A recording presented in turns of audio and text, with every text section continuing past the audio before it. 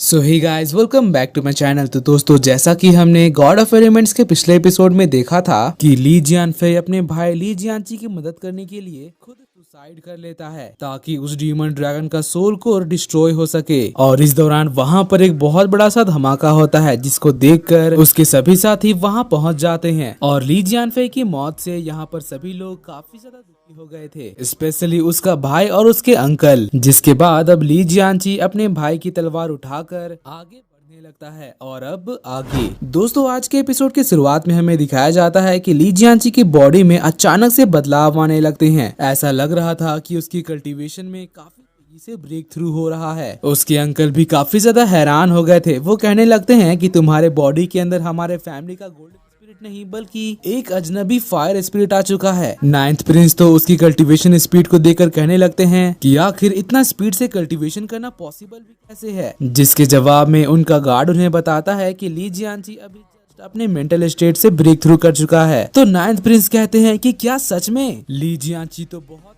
Amazing निकला। तो चलो अब सभी लोग शीलिंग के ऊपर अटैक करने के लिए तैयार हो जाओ। तो इस पर ली फेंगयुंग कहते हैं कि ली जियानची ने अभी जस्ट अपना कॉन्शियसनेस संभाला है और अभी इसके पास एक अलग ही सुपरनेचुरल पावर आ चुकी है। और मैं आपको बता दूं कि ये हमारी फैमिली का गोल्डन स्पिरिट नहीं बल्कि कुछ और ही है। ली फेंगयुंग की बात सुनकर प्रिंस चैंग कॉन्ग को काफी ज्यादा गुस्सा आ जाता है। वो कहते हैं कि क्या अब तुम मुझे बताओगे कि मुझे कब फाइट करना है और कब नहीं? वो कहता है कि नहीं, बिल्कुल नहीं मास्टर। जिसके बाद प्रिंस चैंग कॉन्ग कहता है कि ठीक है, फिर अब सब लोग फाइट के लिए तैयार हो जाओ। मगर इन सब बातों को तियानबाई सिटी का एक जासूस छुपकर सुन लेता है। फिर सीन चेंज होता है और हमें दिखाया जाता है कि वो जासूस अब तियानबाई एकेडमी लौट आए थे और सबसे पहले सारी रिपोर्ट ड्रैगन गार्ड को दे देते हैं। ड्रैगन गार्ड भी वहां पर सभी को वार्न कर देते हैं कि वो लोग युनताई विला से निकल चुके हैं। जिसके बाद हमें दिखाया जाता है कि नाइन्थ प्रिंस का पूरा टीम तियानबाई एकेडमी पहुंच गया था। सी तियानची ये देखकर काफी ज्यादा हैरान हो गई थी कि अब ली जियानची पूरी तरह से रिकवर हो गया। इस पर यूचान कहती है कि उसने सिर्फ रिकवरी नहीं की है बल्कि अब वो पूरी तरह से चेंज हो चुका है। सियाओ याओ तो कहने लगती है कि मैं तो उसे हराने के लिए काफी ज्यादा एक्साइटेड हो रही हूँ। जिस पर यूचान उसे बताती है कि तुम उसे फाइट में नहीं हरा सकती। जिसके बाद शीलिंग कहता है कि ये मेरी फाइट है और इतना कहते ही वो सीधे मैदान में उतर जाता है। सियाओ याओ उन दोनों को आमने सामने देखकर कहने लगती है कि इन दोनों के बॉडी से तो सेम लेवल की ऑरा निकल रही है। वहीं दूसरी तरफ ली जियानची वो मारा गया। जिसके जवाब में शीलिंग कहता है कि तुम बदल चुके हो। अब इसके बाद ली जियानची कहता है कि मुझे बचाने के लिए मेरे फादर और मेरे ब्रदर दोनों ही मर चुके हैं। तो बताओ, इतना सब कुछ होने के बाद मैं पहले की तरह कैसे रह सकता हूँ? हम दोनों के बीच में जो बदले की भावना थी वो धीरे धीरे करके अब बहुत बड़ी हो चुकी है, लेकिन आज फाइनली मैं ये किस्सा खत्म करने वाला हूँ। जिसके जवाब में शीलिंग कहता है कि बहुत बढ़िया, मैं भी यही चाहता हूँ। जिसके बाद ली जियानची अपने भाई की गोल्डन स्वॉर्ड और अपने फायर मैजिक को इन्फ्यूज करके अपनी बॉडी से मर्ज कर लेता है। वहीं दूसरी तरफ शीलिंग भी अपने आर्मर को एक्टिवेट कर लेता है। सबसे पहले वो दोनों अपने मैजिक से अटैक करते हैं। जिसके बाद ली जियानची डायरेक्ट अपनी तलवार लेकर उसके ऊपर अटैक करने के लिए बढ़ता है। यहाँ शीलिंग उसके अटैक्स को अपने आर्मर से रोककर उसके ऊपर एक जोरदार किक मारता है, लेकिन ली जियानची इतने से ही रुकने वाला नहीं था। वो दोबारा शीलिंग के ऊपर एक पावर स्लैश से अटैक करता है और फिर सीधे उसके सर पर अटैक करने के लिए जाता है। और उसके इस अटैक को रोकने में शीलिंग में थोड़ा स्ट्रगल करता है और कहता है कि सेम रेलम के ओपोनेंट से फाइट करने का मजा कुछ और ही है।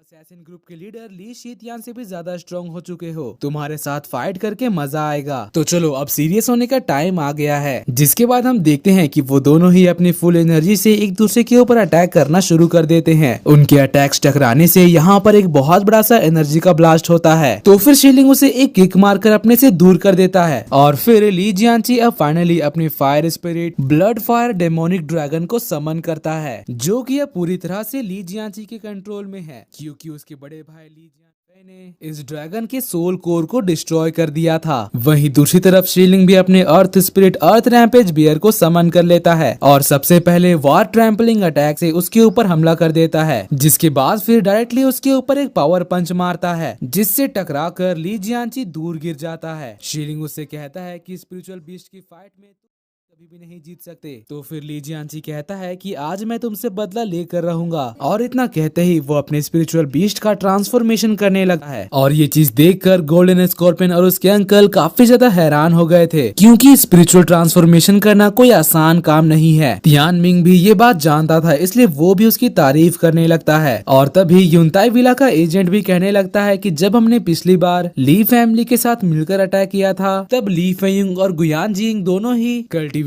के 4th रेल्म में थे। और अब हमें इस बात को इग्नोर नहीं करना चाहिए कि अब जबकि ली जियानची आर्टिस्टिक कॉन्सेप्ट के सेकेंड ऑर्डर से ब्रेक चुका है, तो अब इसकी लॉयल्टी प्रिंस चैंगकोंग के लिए डगमगा भी सकती है। ली जियानची का फायर स्पिरिट अब पहले से काफी ज्यादा बड़ा और पावरफुल हो जाता है। तो फिर शीलिंग अब उसके ऊपर अपने अर्थ रैम्पेज बियर से लगातार अटैक करना शुरू कर देता है। मगर यहाँ तो वो ड्रैगन शीलिंग के अर्थ रैम्पेज बियर के ऊपर भारी पड़ रहा था। उसके फ्लेम थ्रोन अटैक से शीलिंग का अर्थ रैम्पेज बियर डिस्ट्रॉय हो जाता है, और साथ ही शीलिंग के आर्मर में भी आग लग जाता है, जिसको देखकर शीलिंग पूरी तरह से फ्रस्ट्रेट हो गया था और कहता है कि जब सबसे पहले मैं इस एकेडमी में आया था तब तुमने मेरी बहुत बेइज्जती की थी, क्योंकि मैं कोई रिच फैमिली से बिलोंग नहीं करता था। सबसे पहले तुमने अपने भाई के साथ मिलकर मुझे जान से मारने की कोशिश की, लेकिन वो भी इनफ नहीं था। फिर तुम अपने फादर के साथ मिलकर मुझे मारने के लिए आए, मगर उनका इतना ज्यादा एक्सपीरियंस होने के बावजूद भी तुम्हारी ली फैमिली मुझे मार नहीं पाई। तुम अमीर लोग दूसरों को बुली करने के लिए इतना नीचे जा सकते हो? आखिर गरीबों ने तुम्हारा क्या बिगाड़ा है? लेकिन मैं शीलिंग तुम्हारा ये इंसल्ट कभी भी बर्दाश्त नहीं करूंगा, भले ही इसके लिए फाइट करते हुए मेरी जान ही क्यों ना चली जाए। और आज मैं तुम्हारी ली फैमिली को पूरी तरह से खत्म कर दूंगा। और इतना कहते ही शीलिंग एक लेजेंडरी फॉर्मेशन को एक्टिवेट करता है, और फिर अपने अर्थ रैम्पेज बियर के कोर में वो सारी एनर्जी ट्रांसफर कर देता है, जिससे उसके अर्थ रैम्पेज बियर की भी ट्रांसफॉर्मेशन हो जाती है। जिसको देखकर ड्रैगन गार्ड और प्रिंसिपल सू भी पूरी तरह से हैरान हो गए थे, क्योंकि अर्थ रैम्पेज बियर अब अर्थ शेकिंग बियर में ट्रांसफॉर्म हो चुका है।